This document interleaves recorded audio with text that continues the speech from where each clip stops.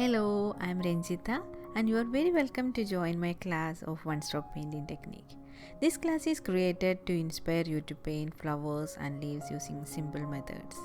I will demonstrate the basic of the stroke painting and I will teach you how the basics will help you to create beautiful floral artworks.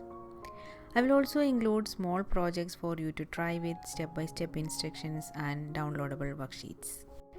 This class should help you learn this technique and you will get more ideas about one-stroke painting.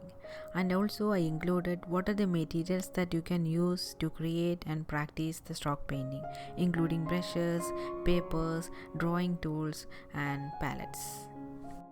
Demonstrate how to create a simple background for your painting and how to sketch the design, and lastly how to paint and create beautiful floral artwork on a canvas. You will see how easily you can create a beautiful artwork of flowers with simple and easy stroke painting technique. So follow the flow and learn this beautiful technique. I encourage you to relax and paint along with me. I think this class should help you learn the stroke painting. So you are very welcome to enroll to my class and get inspired. Don't forget to download the resources from the resource section, and of course if you like this class, follow me on Skillshare and you will be notified when I publish my next project. See you in class. Thank you.